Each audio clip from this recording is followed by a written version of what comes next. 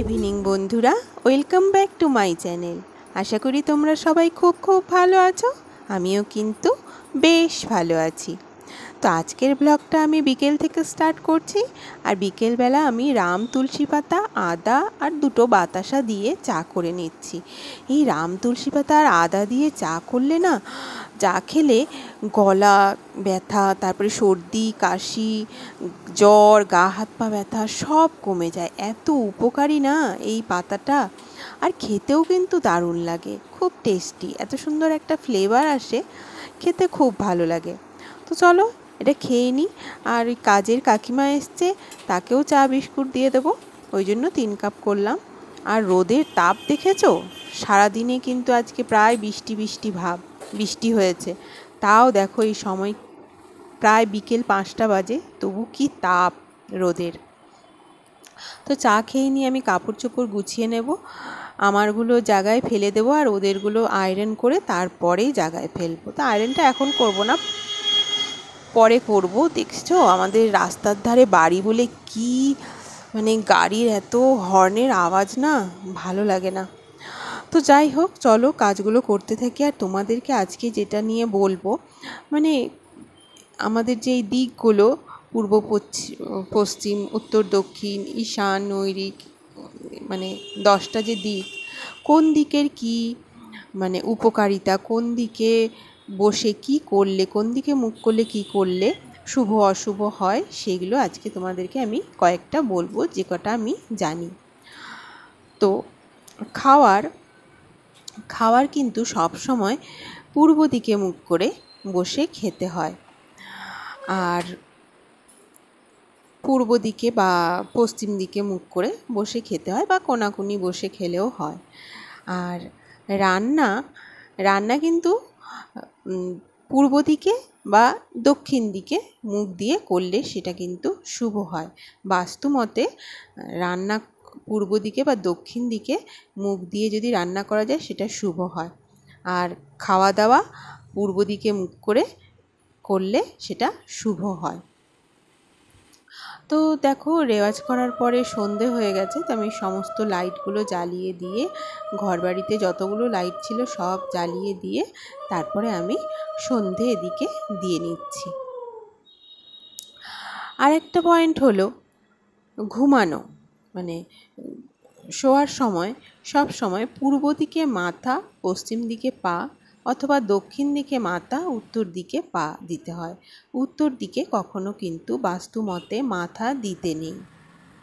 এটা কিন্তু শারীরিকও অনেক ক্ষতি হয়, এতে মানসিক ক্ষতি হয়, আর এতে নেগেটিভিটিও আসে বাস্তু মতে। ওই জন্য পূর্ব দিকে মাথা আর দক্ষিণ দিকে মাথা দিতে হয়। তারপরে পুজো যে করতে হয়, আরেকটা পয়েন্ট হলো পুজো করার সময় মুখটা যেন উত্তর দিকে থাকে বা পূর্ব দিকে থাকে। উত্তর পূর্ব কোণা হলেও খুব শুভ। উত্তর দিক আর পূর্ব দিক পুজো করার জন্যে কিন্তু খুব শুভ, পুজো দেওয়ার জন্যে। আমার কিন্তু এটা উত্তর দিকে মুখ করা আছে। আমি ভাবছি কিছুদিন পরে আবার এটা পূর্ব দিকে মুখ করে নেব। তো ঠিক আছে, যাই হোক, এদিকে বাবান চলে এসছে খেলা করে। ওকে একটুখানি আগে আমি গ্লুকন-ডি দিয়ে দেবো, প্রচণ্ড টায়ার্ড হয়ে যায় এসে আগে, ওই জন্য গ্লুকন-ডির জন্য ছটফট করে। ভাতও খায়নি এখনও, এই গ্লুকন-ডিটা খেয়ে স্নান করবে, তারপরে ও ভাত খাবে। প্রচণ্ড খিদেও পেয়ে গেছে। তো আজকে আমি এই যে পোস্ত পটল করেছি, আর হচ্ছে মাছের ডিমের বড়ার ঝোল। পোস্ত পটলটা বাবান যেহেতু গোটা পটলগুলো খেতে চায় না, ভেতরটা ভালো ভাজা হয় না বলে, ওই জন্য আমি পটল ভাজে যেমন করে কেটে পিস পিস করে 4 টুকরো করে ওই রকম করেই আমি পোস্ত পটলটা করি। তো এদিকে বাবানকে খেতে দিয়ে দিলাম, বাবানের খাওয়া হয়ে গেল। এদিকে পাখি চলে এসছে, আমি ওকে পড়াতে থাকি আর তোমাদেরকে আরও বাকি পয়েন্টগুলো বলতে থাকি। যখন কোনো কাজে ঘর থেকে বেরোবো, যখন বাইরে কোথাও যাব, তখন কিন্তু সেটা যদি পূর্বমুখী হয়ে আমরা বেরোতে পারি, তাহলে কিন্তু সেটা খুব শুভ হয়, কাজটা সফল হয় যদি পূর্বমুখী হয়ে আমরা বেরোতে পারি। আরেকটা হচ্ছে যে পুজোর যে ঘর সেটাও কিন্তু ঈশান কোণে হলে খুব ভালো হয়। যেমন যেটা আমি বললাম, ঈশান কোণ বলতে পূর্ব আর উত্তরের যে কোণাটা সেটা হচ্ছে ঈশান কোণ। তো সেই কোণায় যদি ঠাকুর ঘর হয় তাহলে সেটা কিন্তু খুব শুভ হয়। এবার দেখো আমাদের বাগানে এই কুমড়োটা হয়েছে, দেখো কি সুন্দর, পুরো মাটির মনে হচ্ছে কুমড়োটা, এত সুন্দর হয়েছে না। ও তুলে নিয়ে আসলো, দেখো। তো এই কুমড়োটা তুলে নিয়ে আসলো, আর বাকি সবজিগুলো যে এগুলো কিনে নিয়ে আসলো। কয়েকটা সবজি আছে এখানটায়, সবজির যা দাম হয়েছে না, তো এগুলো কিনে নিয়ে আসলো, আর কুমড়োটা গাছ থেকে তুলে নিয়ে আসলো বাগান থেকে। আর এই কলাগুলো, এই ছোট্ট ছোট্ট কাঁঠালি কলাগুলো না দারুণ মিষ্টি হয় কিন্তু খেতে। আর কয়েকটা আম নিয়ে এসছে, তো এগুলো আমি গুছিয়ে রেখে দিলাম। আর 5 টাকার কয়েনটা, 5 টাকার আর 10 টাকার কয়েনগুলো ওরা বাপ বেটা যেই পায় না কেন আমাকে এনে দেয়, আমি ঘটের মধ্যে জমাই। ঘটে কিন্তু এই পয়সা জমানো, খুচরো পয়সা জমানো কিন্তু খুব শুভ।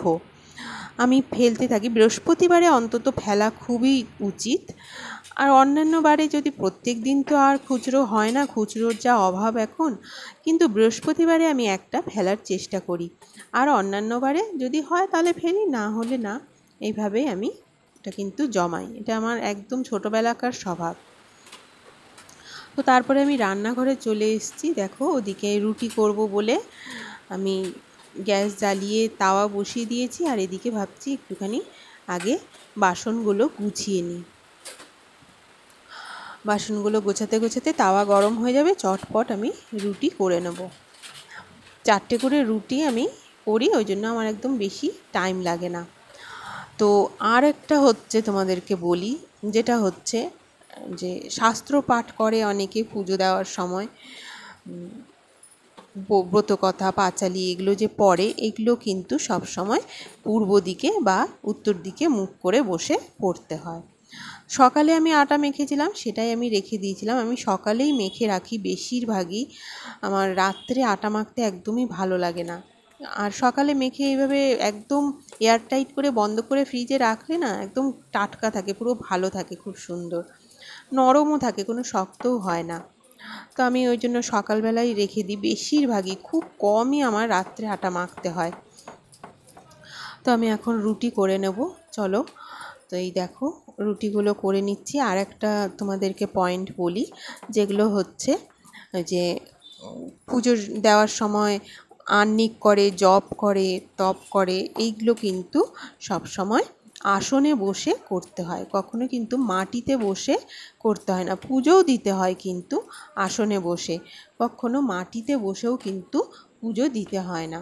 সব সময় আসনে বসে বা পিঁড়িতে বসে, অনেকে আসনে মাটিতে বসতে পারে না, তো ওই জন্য পিঁড়িতে বসে দিলেও চলবে। আসনে বসে বা পিঁড়িতে বসে দিতে হয়, কিন্তু মাটিতে বসে কখনো পুজো দিতে হয় না। তো দেখো তোমাদের সাথে কথা বলতে বলতে আমার রুটিও প্রায় হয়ে গেল। এই দেখো সব কটা 4টে করে রুটি আমি করি একবারে, কি সুন্দর করে 4টে রুটি কিন্তু আমার ফুলে যায়। রুটি কমপ্লিট করে নিয়ে এইবার আমি একটুখানি রেস্ট নেব। বাবানের পড়া এখনও হয়নি, তো বাবানের পড়া হবে, তারপরে খাওয়া দাওয়া হবে, ওই জন্য ওর বাবা পড়াচ্ছে ওকে। তো ওই কারণে, আর যখন ওর বাবা পড়ায় তখন ওই ঘরে আমাকে ঢুকতে দেয় না, তো এই কারণে আমি এখানে একটু রেস্ট নিয়ে নিই। তোমার লাগবে না কালকে জামা প্যান্ট? কি লাগবে তোমার? হ্যাঁ লাগবে। কোনটা লাগবে, জামা না প্যান্ট? বলো তো, ওখান থেকে শুনতে পাই না। কোন সপ্তাহে উঠতে হবে তো? হ্যাঁ উঠতে হবে, ওই জন্য তাড়াতাড়ি ঘুমাতে হবে। কোন সপ্তাহে আগে ডাকবে, পরে না। আমার এটা চলছে, মাঝখানে এইটুকুনি কেটে দিই।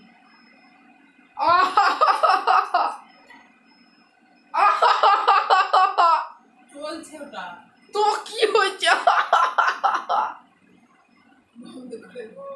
इंद्रा इंद्रमगा चंद्रा चंद्रमगा इंद्रा इंद्रमगा इंद्रा तो देखो हम ये काट को चाय अलग आ गई इंद्रा ये पंद्रा तो ये कला वो जो पंद्रा